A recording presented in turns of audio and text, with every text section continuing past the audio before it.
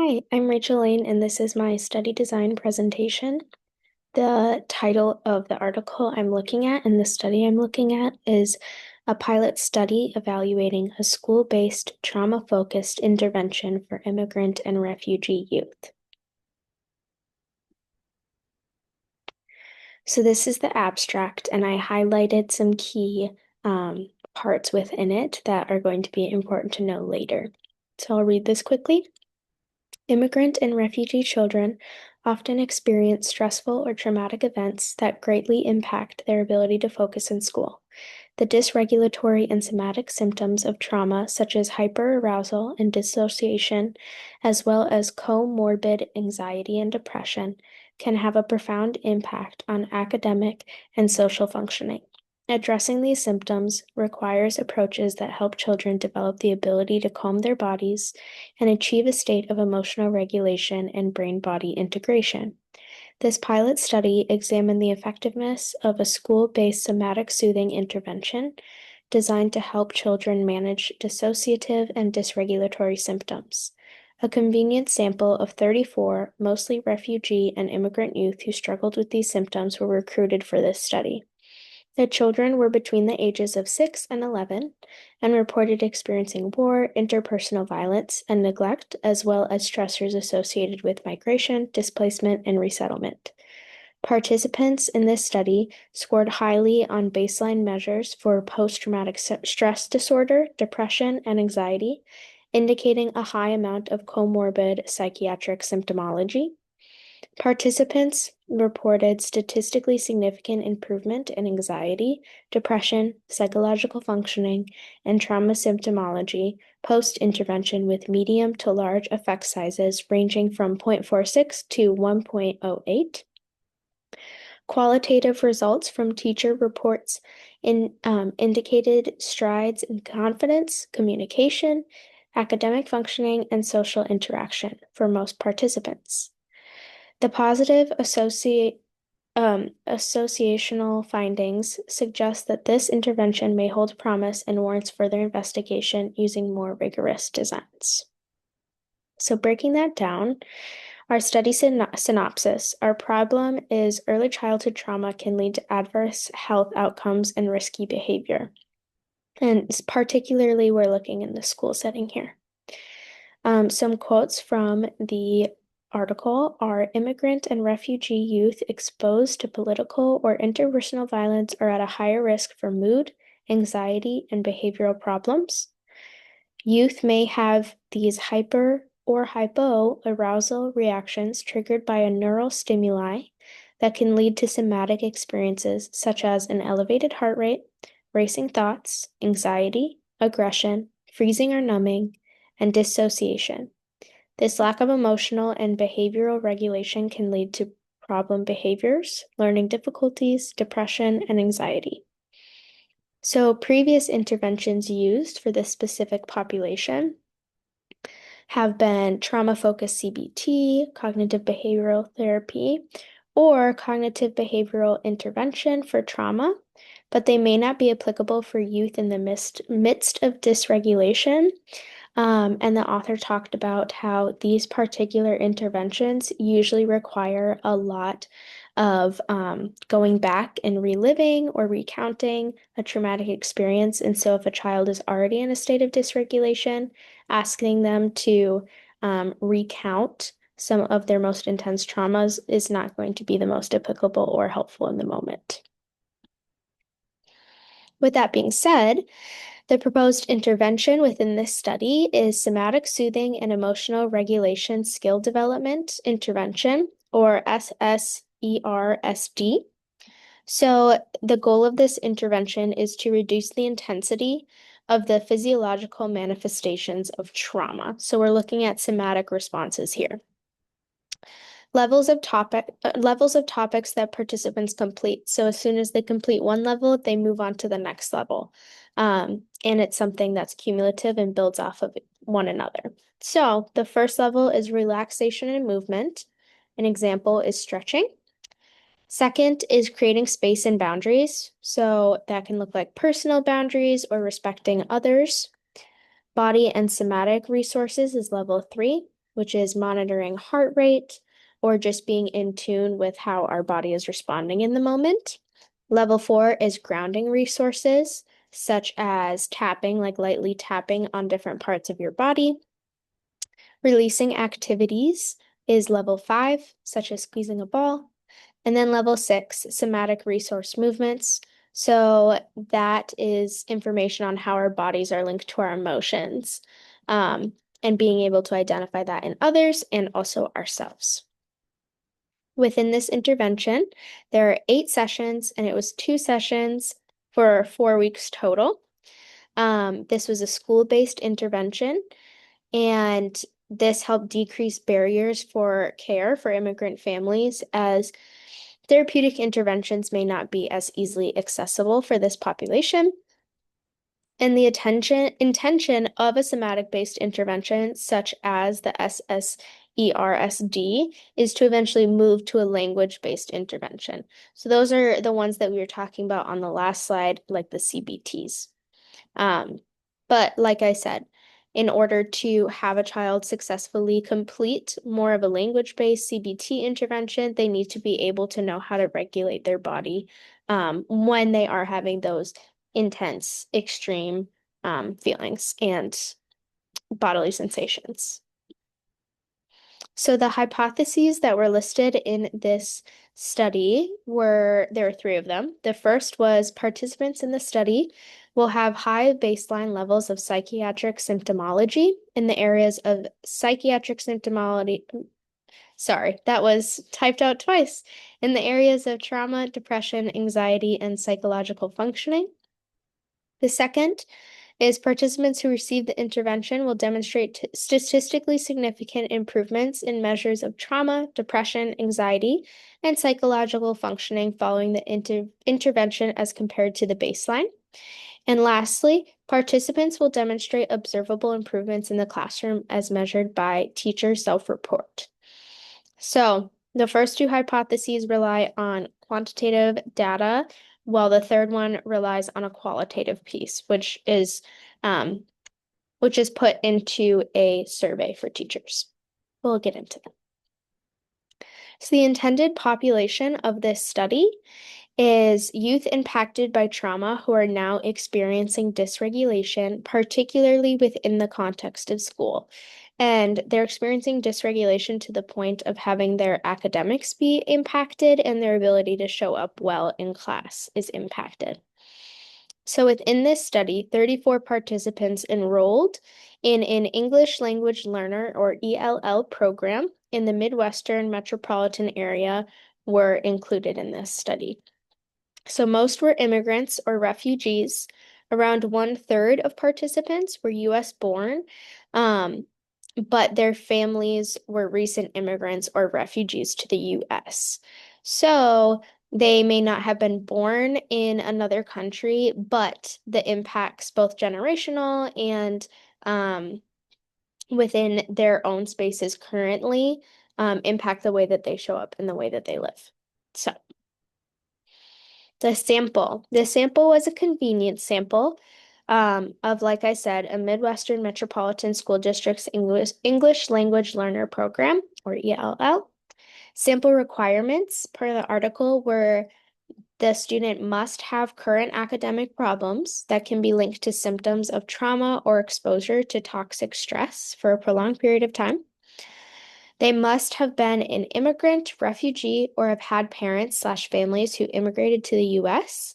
And those parents and families must have English as a second or third language. So their second or third language at home must be English or something else. They can't have that be their first language. And the student must be located in the United States, particularly this Midwestern Metropolitan School District area. Sample exclusions are students who do not meet the aforementioned requirements, so all the requirements that were just listed. Additionally, children with severe intellectual or cognitive impairments, as well as exhibiting psychosis, were not included in the study. So that was just a safety precaution. Students who are already having these acute experiences of mental health and mental illness, they were excluded from the study. Demographics of the participants. Between 6 and 11 years old were the participants. Majority were male at 67.6%. Also, majority were Latinx at 82.4%. And breaking that down, the Latinx participants were born in the US, 11 of them. 6 were born in Mexico, 4 were born in Honduras, and 3 were born in El Salvador. 4 Latinx participants refused to give their country of origin due to immigration concerns, and other participants that do not fit the Latinx category were from the Congo. 4 of them were from the Congo. 1 was born in Pakistan, but was a resident of Iraq before moving to the US. And the last one was born in the US, but identifies as Vietnamese, and their family had recently immigrated before their birth. And that was one individual. So the design. The study used a one-group pre-test, post-test design. And this particular almost equation-looking thing signifies observation 1 as O1, and then the X is the intervention. So that is the implementation of the SSERSD. And then the O2 refers to observation 2. So the pretest is O1, the intervention is X, and O2 is the post-test. So in implementing this specific design, there were 3 licensed master's level social workers and 1 licensed master's level counselor who implemented the intervention. All of the therapists received training based on the SSERSD intervention manual. And therapists participated in group supervision in order to ensure that the intervention was delivered properly and with clinical relevance. So that was one form of solidifying fidelity, which is basically making sure that there's continuity across all of the different interventions. But we'll get more into fidelity measures later.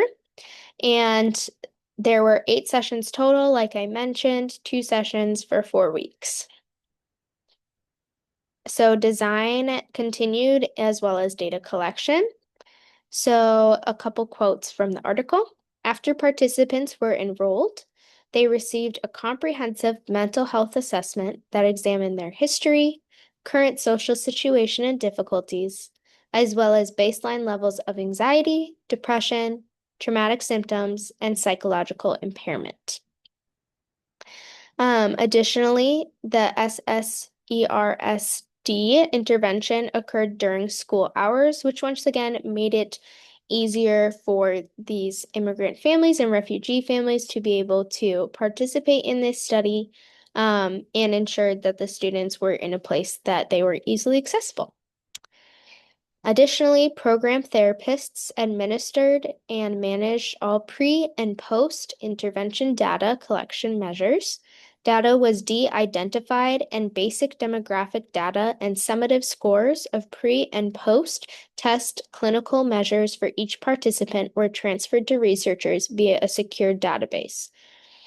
So the practitioners / therapists, the ones who actually administered the pre and post intervention data as well as the intervention, they are separate from the researchers. So the researchers are not doing the specific interventions with the students, which due to the potential for maybe bias, there is a potential lack of reliability there.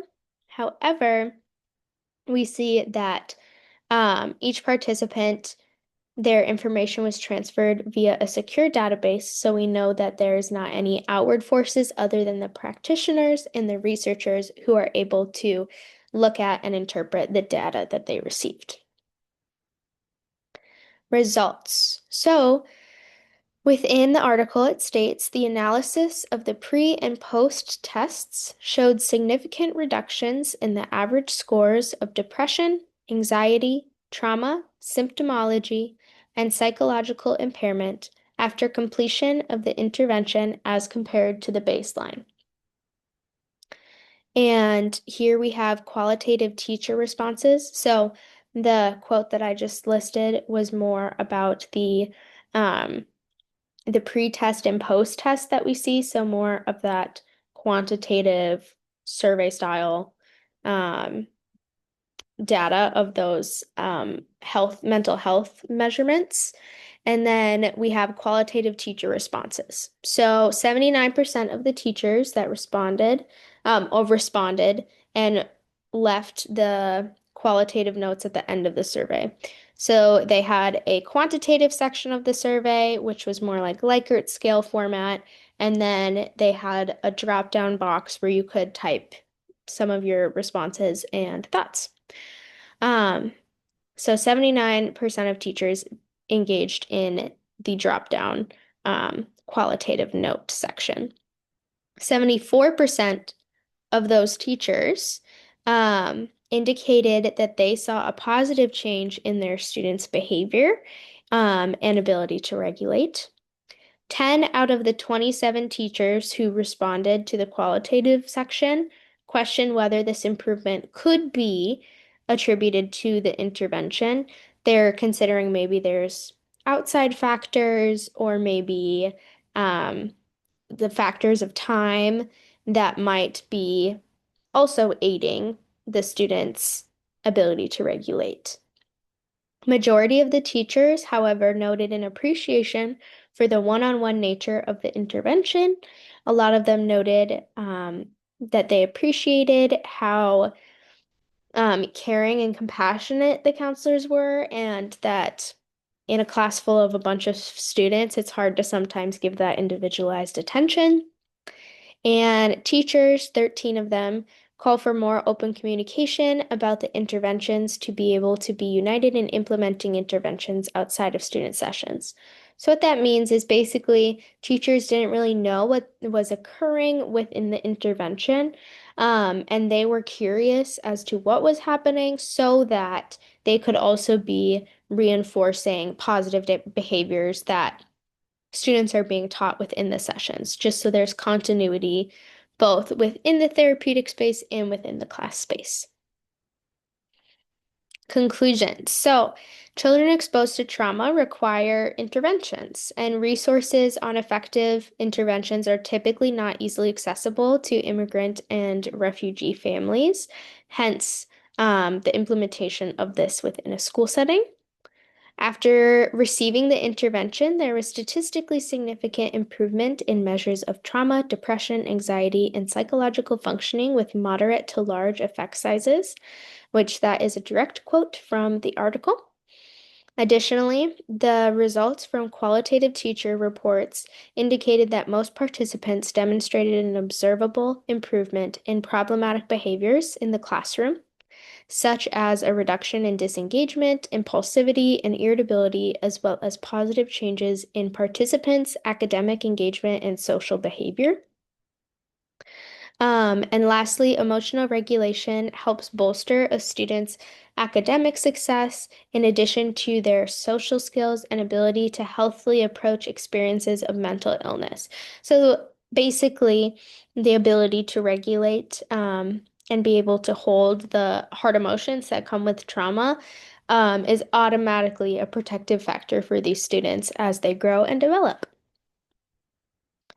Identified limitations of this study is it is a small and non-random convenience sample, so there's a lack of comparison or control group as well. There's not a group of students who aren't going through this intervention that can be directly compared with the students that are.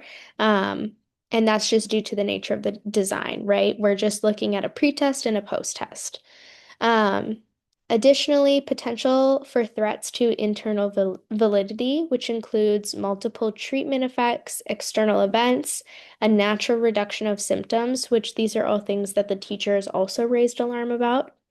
Notably, As mentioned in the article, a few of the participants reportedly went through a different trauma intervention in the midst of this study. So their specific results were not substantially different from their peers. However, the potential impact of the other treatment cannot be denied. So we have to bring to light that, hey, there are other interventions that are occurring right now. So we can't 100% say that the benefits are completely attributed to this specific study. Then the researcher did not have direct access to research sites, raw data, or client records.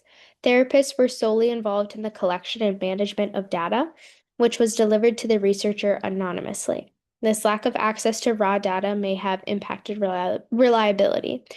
So, this also goes back to the design and what I talked about earlier, where the therapists are the ones that are in the schools, they're interacting with the kids, they're gathering the data, they're the ones who are knowledgeable in the particular intervention.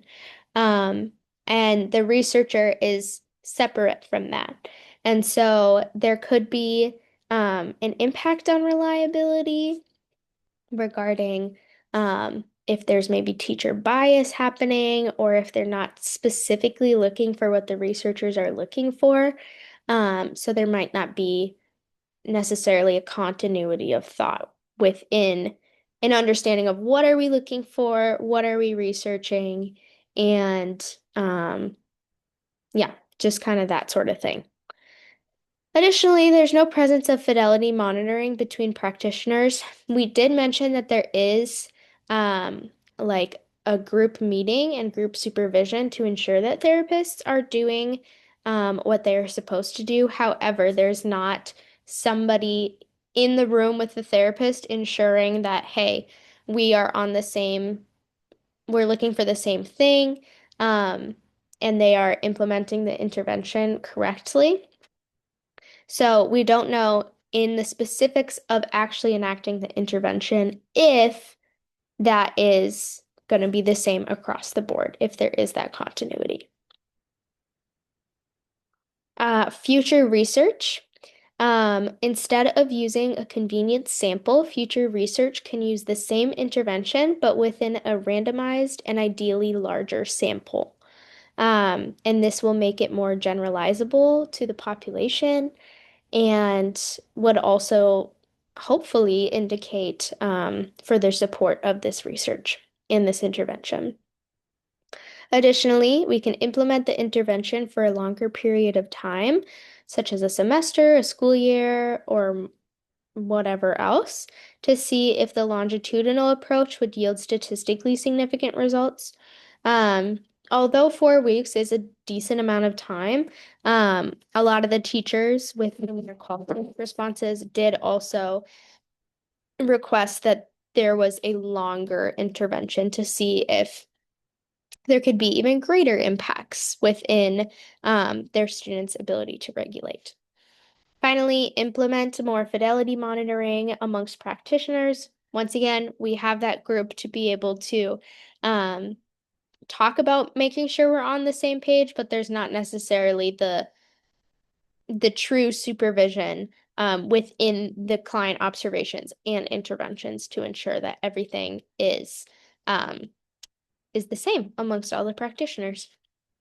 So those were the top three were future research recommendations that were made by the article and were listed in the article. And then the below two are ones that I am adding to the article as future research. So further research into the higher presence of males within the intervention.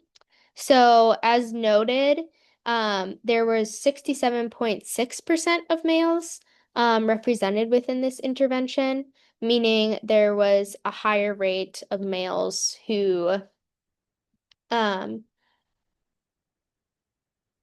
or we don't know necessarily. So we don't know. That's why I think research would be good.